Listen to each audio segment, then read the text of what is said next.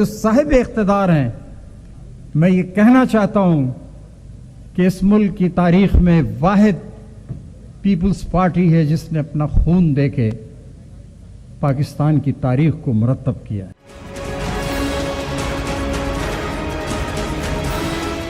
अस्सलाम वालेकुम नाज़रीन इकराम, फ्रीडम न्यूज के स्पेशल एपिसोड के साथ शकीलुद्दीन एक बार फिर आपकी खिदमत में हाजिर है। आज जमहूरियत का आलमी दिन मनाया जा रहा है। जैसा कि आप जानते हैं कि जमहूरियत की बका के लिए देखा जाए तो बेतहाशा काम हुआ। हमारे यहाँ सियासी तंजीमें जमहूरियत की बका के लिए काम करती हैं और जमहूरियत एक तर्ज हुकूमत का नाम है जिसे अवामी हुकूमत कहा जाता है।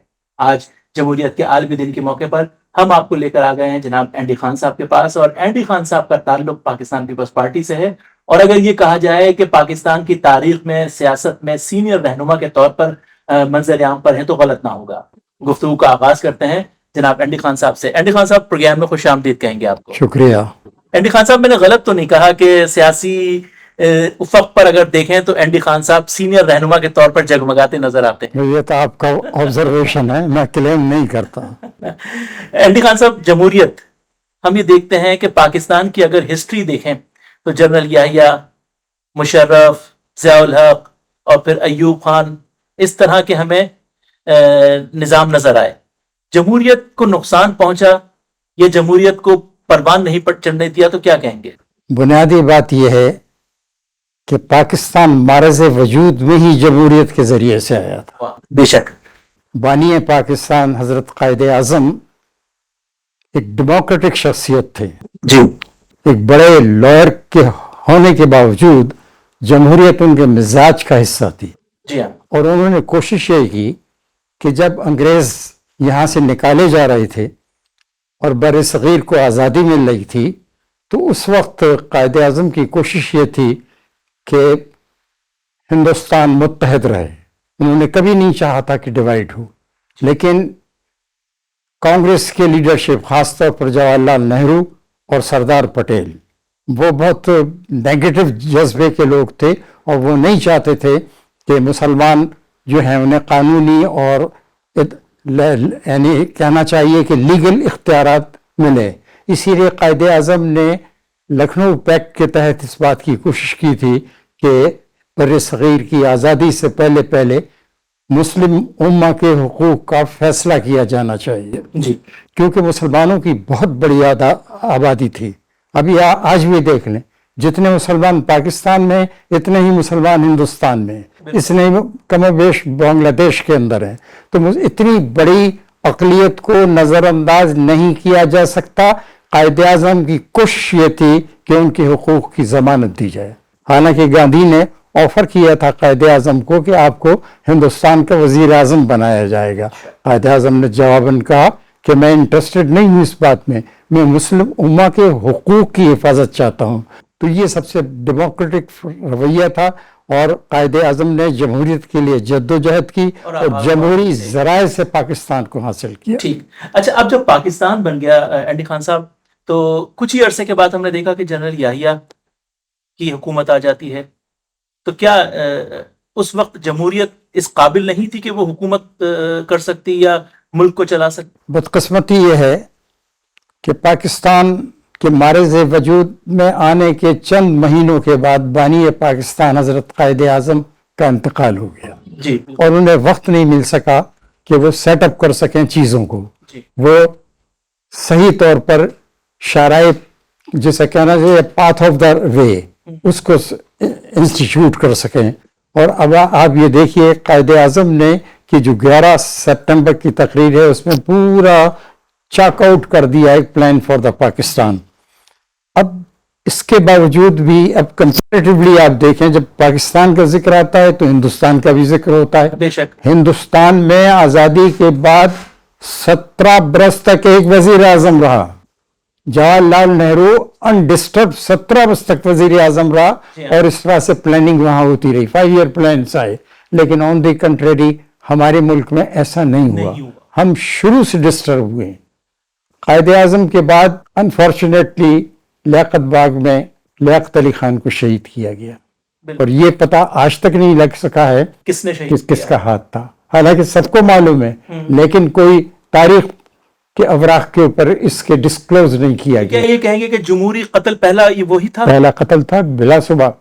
نہ صرف اس کے قائد اعظم کے ساتھ بھی اچھا رویہ اختیار ہم نے نہیں کیا. ان کی ایمبولینس راستے میں خراب ہو گئی. اندازہ کریں بانی پاکستان کے لیے جو انہیں علالت کی کیفیت میں ایمبولینس کے ذریعے سے لانا چاہتے تھے وہ ڈیلے کیا گیا. یہ رویہ تھا. اس کے بعد لیاقت علی خان کی شہادت تو آئی بالکل کھلا ہے, اور کون لوگ اس در پردہ قوتیں ہیں وہ بھی سب معلوم ہے. تاریخ کو پتہ ہے, تاریخ بڑی بے رحم ہے, اس سے کسی چیز کو چھپایا نہیں جا سکتا. پھر نہ صرف یہ بلکہ اس کے بعد بھی آپ دیکھیں سب سے بڑا جو نقصان پاکستان ہوا, اس کے پاس کوئی کانسٹیٹیوشن نہیں تھا. ایوب خان آیا, اس نے مارشل لا امپوز کیا, بعد میں فیلڈ مارشل ایوب خان بنا اور اس نے کانسٹیٹیوشن بنایا 62 کا, اسی کو ایبروگیٹ کر کے پھر یحییٰ خان آ گیا. بالکل. اور اس سے پہلے 56 کا دستور بنا تھا, وہ بھی ایبروگیٹ ہو گیا. تو ہم نے ہم بلا یعنی کانسٹیٹیوشن تھے, بغیر کانسٹیٹیوشن کے وی ور رننگ ان دا وے. ٹھیک. اس کے برعکس میں نے بتایا کہ ہندوستان نے امبیڈکر کو یہ اسائنمنٹ دیا کہ وہ کانسٹیٹیوشن بنائے, اور ان کا جلدی سے کانسٹیٹیوشن بن گیا. اور اس کے نتیجے میں جیسا میں نے آپ کو کہا کہ 17 برس تک ایک وزیر اعظم رہا, اور ہمارے ہاں وزیر اعظم ایسے بدلتے تھے موسم کی طرح. ٹھیک. تو اینڈی خان صاحب, کیا ہمارے ہاں منصوبہ بندی کا فقدان تھا؟ نہیں, کانسٹیٹیوشن نہیں تھا نا. منصوبہ بندی جو کی جاتی ہے دستور کے ذریعے سے کی جاتی دستور ہمارے پاس تھا. اگر دستور ہوتا تو بنگلہ دیش ہم سے جدا نہیں ہوتا. بالکل. سب سے بڑی بات اسی لیے شہید ذوالفقار علی بھٹو نے جیسے ہی وہ اقتدار میں آئے, حالانکہ مارشل لا لگا ہوا تھا, لیکن اس کے باوجود انہوں نے 2 کانسٹیٹیوشن بنا دیے, ایک ڈیورنگ دا مارشل لا اور اس کے بعد 1973 کا کانسٹیٹیوشن جو وفاقی کانسٹیٹیوشن تھا, جو جمہوری کانسٹیٹیوشن تھا, جو پارلیمنٹری دستور تھا, جو اسلامی دستور تھا.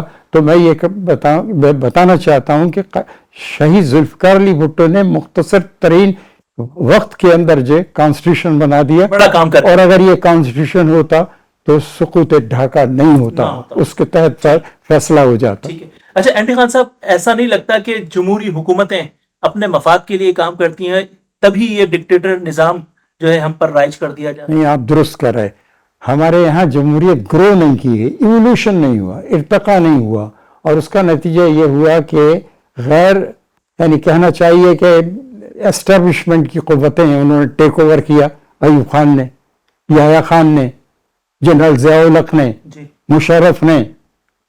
تو یہ کے بعد دیگر 70 سال کی عمر میں 30-32 سال تک تو جو ہے اسٹیبلشمنٹ کی حکومت رہی, ان کی حکومت رہی. پھر آپ دیکھیں جدوجہد جمہوریت کی بلا شبہ جاری رہی, اور محترمہ فاطمہ جناح نے ٹکر لی ایوب خان سے, لیکن یہ ہے وہ بھی ناکامی ہوئی. اگر محترمہ فاطمہ اگر آ جاتی اقتدار میں تو حالات آج ڈیفرنٹ ہوتے.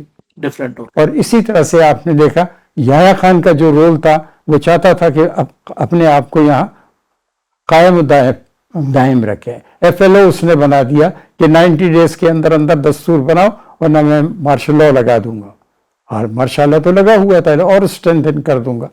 تو میرا خیال یہ مس ٹریٹ کیا ہے ہم نے, غلط رویہ اختیار کیا, لیکن جمہوریت کی جدوجہد جاری رہی ہے.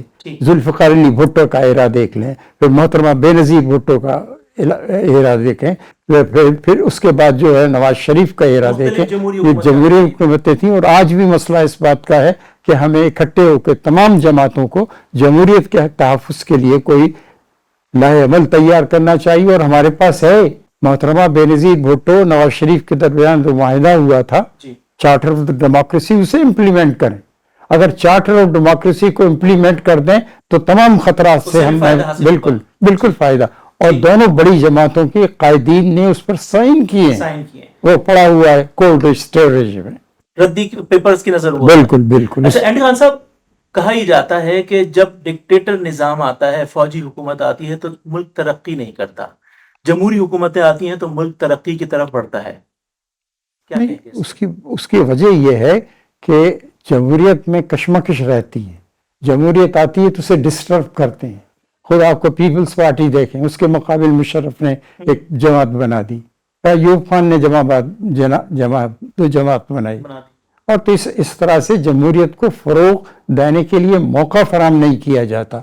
जमहूरी निज़ाम ग्रो नहीं कर सका है, इर्तिक़ा पजीर हुआ है। लेकिन अब आप जैसे आज का एरा देख लें, छोड़ो पिछली तारीख को, मैं कहता हूं कि अब केयर टेकर गवर्नमेंट है, उसे वक्त पर इंतखाबात करा के ट्रांसफ़र कर देना चाहिए। फिर आपके पास दस्तूर है, आपके पास इंडिपेंडेंट इदारे हैं, और आप कॉन्स्टिट्यूशन पर अमल करें। कॉन्स्टिट्यूशन क्या तक़ाज़ा करता है? कॉन्स्टिट्यूशन तक़ाज़ा ये करता है कि 90 डेज के अंदर अंदर इंतखाबात कराए जाएं और ट्रांसफर ऑफ पावर हो जाए। जो पार्टी अक्सरियत में आए, जो जमाती निज़ाम के जरिए से अक्सरी हैसियत रहे, उसे आप मुंतकिल कर दें इक़्तिदार को, तो आसानी हो जाएगी। ठीक है। एंडी खान साहब, जमहूरियत पे बात करें तो वक्त का पता नहीं चलता।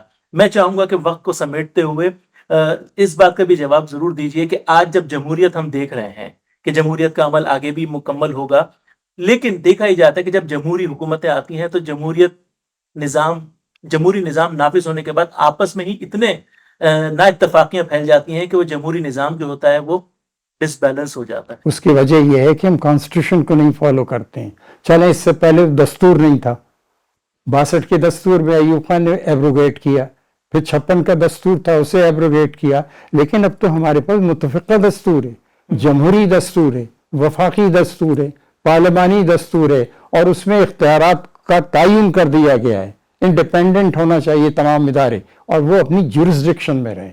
मुक़न्निक़ा यानी लेजिस्लेटिव का काम ये है कि वो अपना काम करे। पार्लियामेंट होनी चाहिए, पार्लियामेंट सुप्रीम है। इसी तरह से अदलिया को भी इंडिपेंडेंट होना चाहिए। अब अदलिया के रोल को अगर आप छेड़ेंगे तो सिवाय अफसोस के, यानी कि बस हम बात को इख्तिताम की तरफ लेके जाते हुए ये कहेंगे कि अमल दरामद बहुत जरूरी है। अमल दरामद, इदारे जो हैं अपनी जुरिस्डिक्शन को क्रॉस आउट करके दूसरी जुरिस्डिक्शन में एंटर होकर अपने इख्तियारात को मिसयूज करते हैं। चाहे पार्लियामेंट का इदारा हो, आप देखें किस किस्म की पार्लियामेंट हमारे पास आई है। इसके अलावा आप देख लें, हमारे पास जो है अदलिया का निज़ाम देख लें। शहीद जुल्फ़िकार अली भुट्टो को फांसी देने के बाद कहते हैं हमारे ऊपर दबाव था। तो ये सबसे बड़ी बात यही है, हमने कॉन्स्टिट्यूशन को नहीं फॉलो किया। और मुख्तसरन अब तो मेरा मैसेज ये है, 73 के दस्तूर को फॉलो करो। जो इसे वायलेट करे फिर उसे सजा दो, उसमें जमहूरियत की हिफाजत है। ठीक है, बहुत शुक्रिया एंडी खान साहब आपका कि आपने वक्त दिया और इंतहाई अहम गुफ्तगू हमारे देखने और सुनने वालों तक पहुंचे। बहुत बहुत शुक्रिया, आपने बहुत अहम सवालात उठाए। खुदा करे कि उसका कोई नतीजा हो। और इस वक्त केयर टेकर गवर्नमेंट है, वो अच्छी तरह से कोशिश कर रही है, लेकिन यह वक्त पर इंतखाबात करा दें और वक्त का फैसला जो है वो नहीं, उसका फैसला जो है, उसका ऐलान जो है इलेक्शन कमीशन करेगी। इलेक्शन कमीशन को बाख्तियार होना चाहिए। ठीक, जमहूरियत के आलमी दिन के मौके पर आज हमने खुसूसी गुफ्तगू की जनाब एंडी खान साहब के साथ, और एंडी खान साहब की राय मोतबर राय है। जैसे कि मैंने प्रोग्राम के आगाज में कहा कि आसमान सियासत पर चमकते हुए सितारे हैं, तो आज इनकी राय आप तक पहुंची। इसी के साथ अपने मेजबान शकीलुद्दीन को इजाजत दीजिए। अल्लाह निगहबान।